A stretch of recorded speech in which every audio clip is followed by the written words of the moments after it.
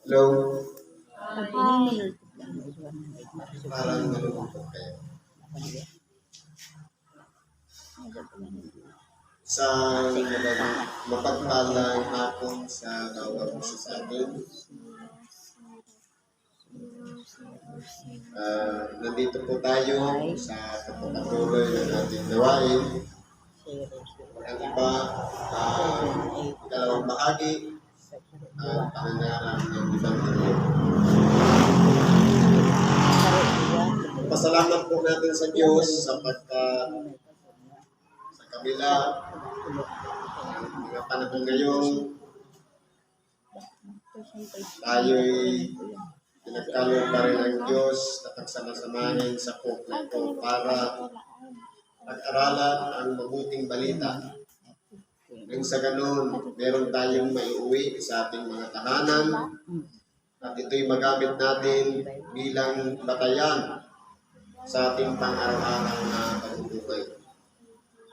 Ang ipinagkaloob pong aralin ngayon, ang una po, ayon sa Ebanghelyo ni San Lucas, sa Kapitulo 11, versikulo 37 hanggang 54.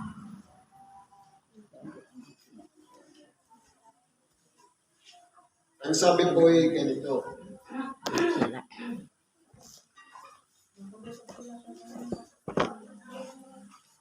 Samantala, nang siya'y nagsasalita, ay inanyayahan siya ng isang Pariseo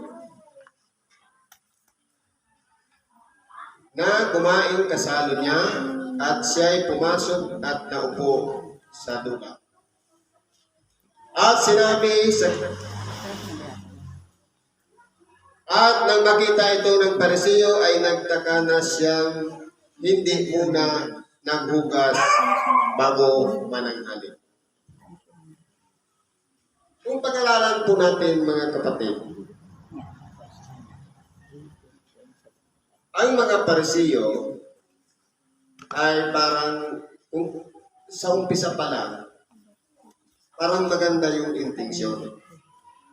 Dahil siyempre, kapag ikaw nga naman ay nag-imbita, para mong sinishare yung bahagi kahit sa pagkain, kung ano man na, kumbaga nagpapakita na mabuting ang tao sapagkat nag-imbita ka ng iba. Pero, hindi po nila pinahalagahan yung inimbita nila, kundi parang binastos pa. Dahil, ang nasita nila, nung maupo na dun sa dulang o habang para kumain, ang napansin agad nila, kung pagkadirin sugat man sa pagkain, wala nang hugas ng kamay. Ibig sabihin, kung pag-aralan po natin, sa panahon ngayon, galing pala sa Pariseo ang aral na paghuhugas ng kamay. Hindi ba mula nung bata pa tayo, sinanay tayo ng ating mga magulang, tinadaan pa nga yan sa awitin, hugas kamay, kain tayo. Diba? May conditioning para yan sa ating mga pag-iisip. Kung aralin po natin, pagdating sa ating dakilang Panginoon, na hindi siya naghugas ng kamay, bakit ginawa yun ng dakilang Panginoon? Alin ba doon ang mas mahalaga? Yung aral mula sa mga Pariseo o yung aral na mapupulot natin sa ginawa ng ating dakilang Panginoon? Tatanungin po natin ang ating mga sarili. Alin ba yung applicable sa buhay natin ngayon? Dahil ang ating pag-iisip ay sinanay na nandyan ang germ sa paligid natin. Kaya naguhugas tayo ng kamay.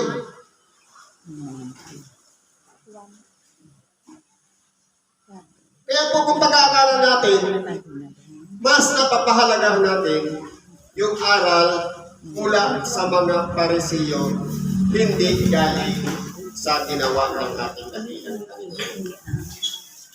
Di kahit sa ugali, nagagaya rin natin ang Parisiyo, sapagkat pagkaminsan yung mabubuting ginawa ng ating kapwa hindi natin nakita, pero yung maliit na bagay napapansin natin.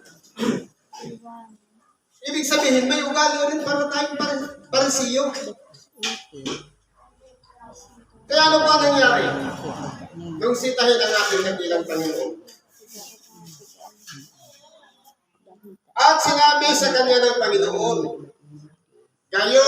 kayong mga Parisiyo na nililinis ninyo ang dagang labas ng saro at ng pinggan, dapat ang loob ninyo'y puno ng paglulupig at kasamaan.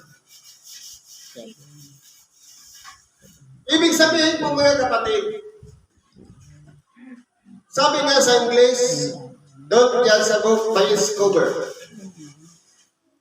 Hindi natin dapat ginagawa na kapag nakita natin ang isang tao na ganun ang kalagayan sa panlabas na kanyuan, ay ganun na siya. Kundi kinakailangan nakikita natin, silipin natin sa mata ng ating kapwa kung ano ang naririyan sa kanyang kaloob-looban. Sa makatuwid bagay, yung bintana ng kaluluwa, makikita natin ang tunay na pagkatao ng ating kapwa. Pero ano nangyari? Ang mga Parisiyo, punong-puno ng panglulupig. Walang iba, hanapin ang diferensya ng kanyang kapwa at ng kasamaan. Dahil ang kanilang pinaka-purpose o pakay, siraan ang kapwa. Hindi po tayo Parisiyo.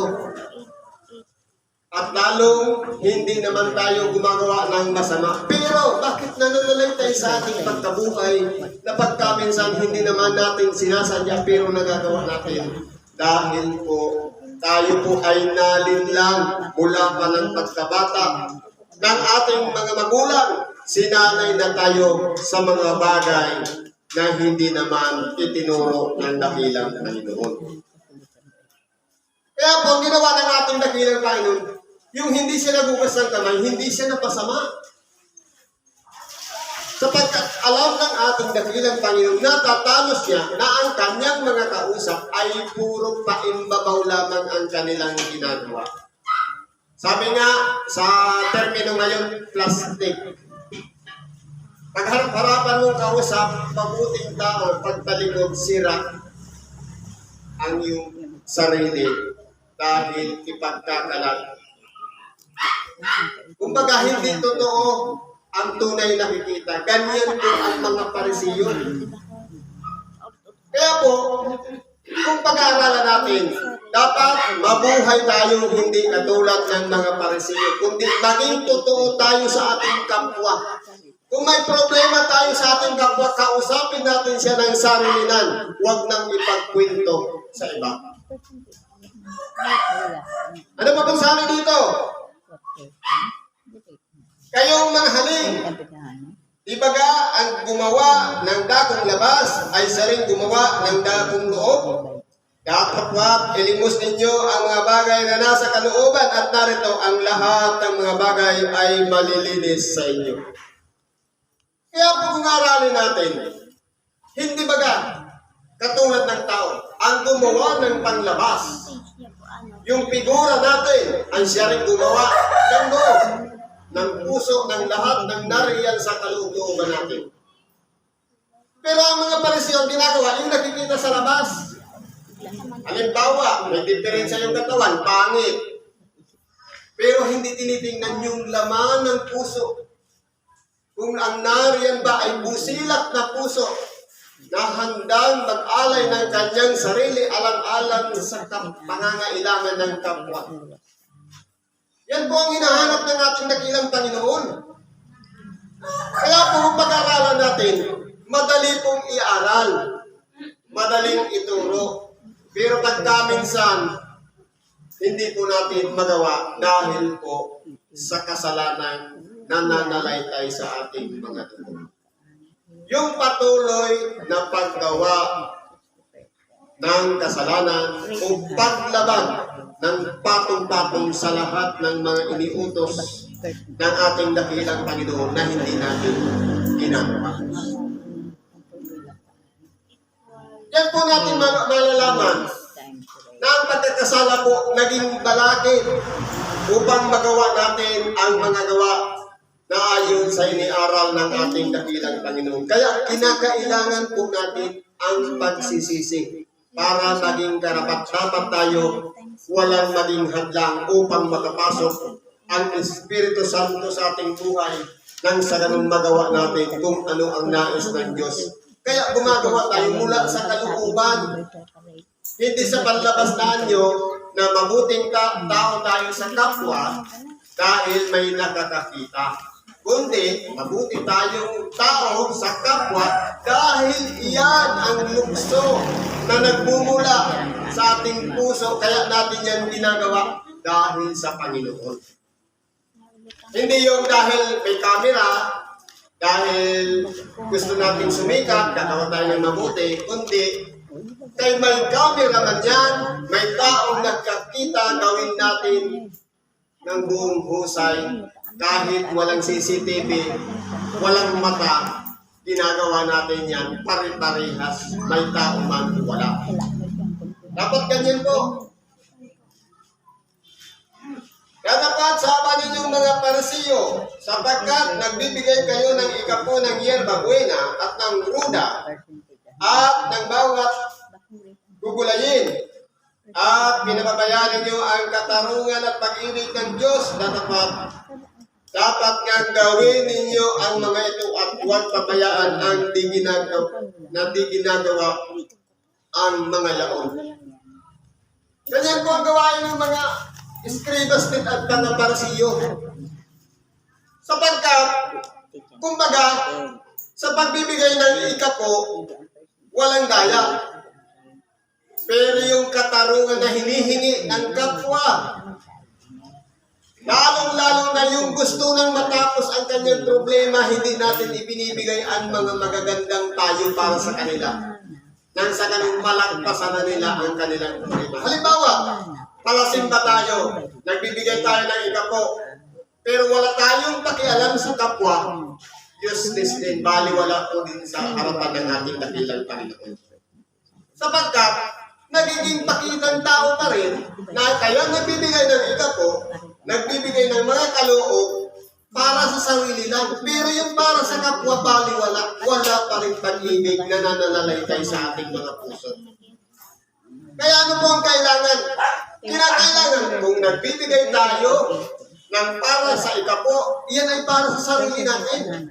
At ibigay din naman natin yung pangangailangan ng ating kapwa. Bagamat sabihin, wala tayong salapi, wala tayong pera para ma-provide yung pangangailangan natin. Pero yung sapat na pag-iisip, payo na kailangan ng ating kapwa para makamove on, lalong-lalo na kung nalubog na sa problema, bakit pagkakait natin ang isang bagay na ideya para siya'y makalagpas na doon sa problema na kanyang kinakaharap. Dapat dito pa rin nagmumula sa puso. Ano pa pong sabi dito? Saba ninyong mga Parisiyo, sapagkat inyong iniibig ang mga pangulong upuan sa mga sinaguga at ang mga pagpupugay sa mga pamilihan. Kaya po kung titingnan natin, ang gawain din ng Escribas at Parisiyo, walang iba kilalanin ng mga tao. Kaya po, kung sa kalagayan natin dito sa ibabaw ng sanlibutan, kung gusto natin sumikat, magpakilala na tayo sa sanlibutan.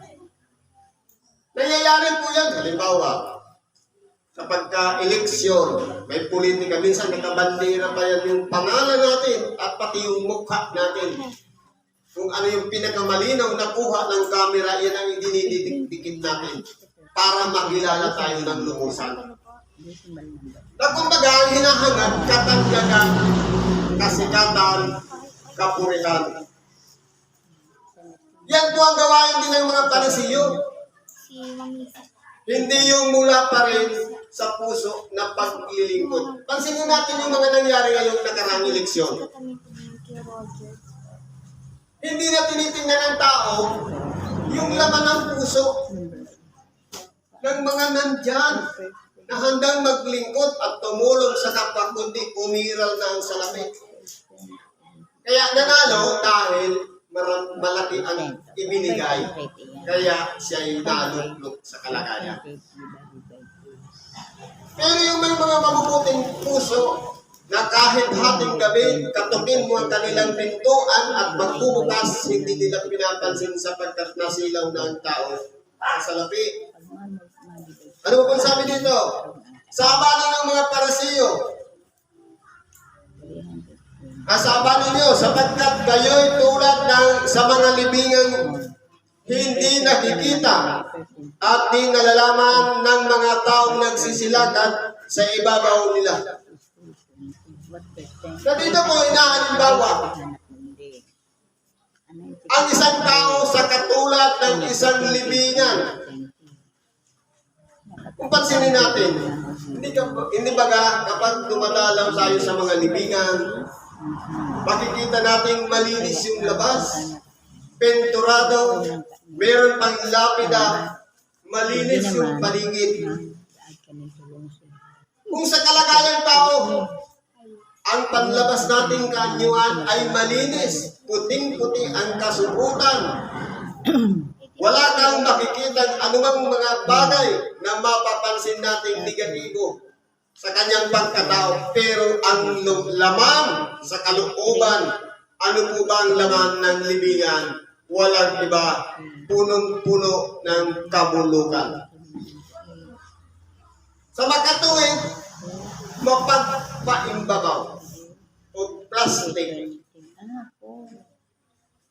Akala natin kapita-pitagan, respetado at kagalang-galang, pero ang kalooban wala pong iba. Ang intensyon, kunin yung laman ng bulsa ng kanyang kapatid. Sa makatuwid, yung mga nangangaral ng ebanghelyo naghahanap ng kapalit. Sa makatuwid bagay, pinipilit ang mga tao na magbigay ng ikapo para sa templo. Pero ang nangyayari, hindi po napupunta sa templo. Kaya marami ang gumagawa ng mga kaparaanan na nagsilago at nagsiyaman ang mga tagapagpangaral ng ebanghelyo. Kaya mapalad yung nagpapangaral na nasa kalagayan lamang kung paano tinawag tayo ng ating dakilang Panginoon.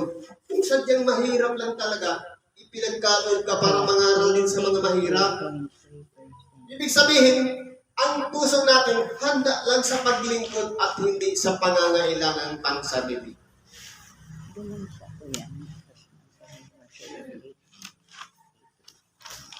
At pagsagot ng isa sa mga tagapagtanggol ng kautusan ay nagsabi sa kanya, Guro, sa pagsasabi mo nito, pati kami ay iyong pinupulaan. Kaya kung pag-aaralan po natin dito sa sitas na ito, ang mga Parisiyo sa Biblia lang natin nababasa. Dito natin malalaman ano ang mga gawa ng mga Parisiyo. Sila ang pangunahing kritiko sa ating dakilang Panginoon. Sila ang palaging tumututol sa ginagawa ng ating dakilang Panginoon. Tayo po kaya, alin tayo doon?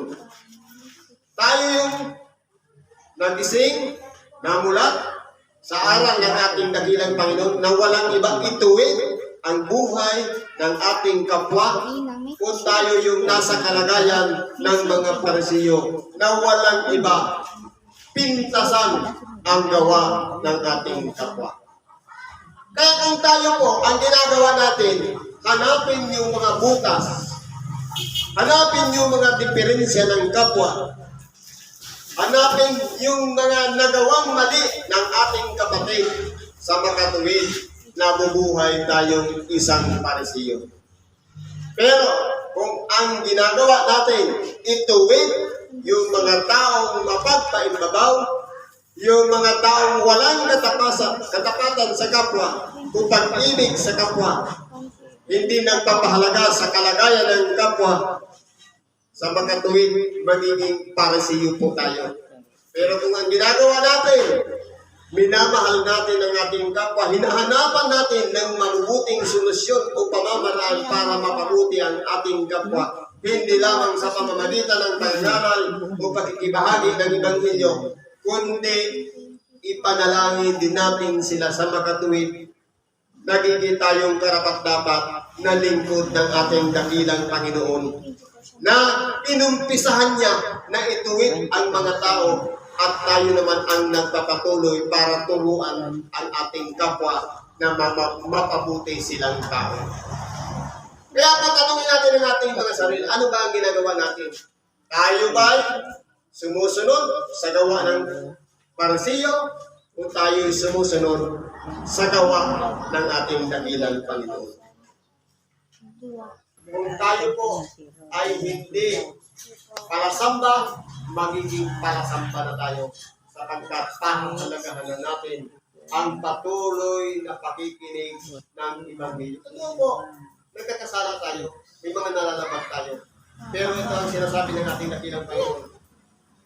Kayo'y malilinis na sa pamamagitan ng salita ating pinagkulang. Ibig sabihin, ang patuloy na pakikinig ng Ebanghelyo, yan ang maglilinis ng mga pagkakasala natin na ating nagagawa sa pang-araw-araw. Kaya po, magpatuloy tayo sa paglilingkod, sa pagsunod sa kalooban ng Diyos, pakikinig ng Ebanghelyo, at hayaan natin yung Espiritu Santo ang manguna sa ating buhay nang sa ganung magawa natin ang ayon sa kalooban ng ating dakilang Panginoon. Siguro hanggang dyan na muna ang nagbabahagi natin sa oras na ito. Salamat po at pagpalain tayo ng Diyos. Ano man ang ating mga karahingan, problema man, karamdaman man yan, o mga pangangailangan nating espiritual sa ating buhay, tingin natin lahat sa Diyos at ipagkakalog sa atin ang kasagutan sa lahat ng ating mga pangangailangan. Magpasakop lang tayo sa Diyos, bigyan daan natin ang kapangyarihan ng Espiritu Santo at hanapin natin sa ating sarili ang pagharian tayo. Ang lahat ng bagay na ating hiningi ay bawang idaragdag na lang sa bawat. Salamat at pagpalain tayo ng mga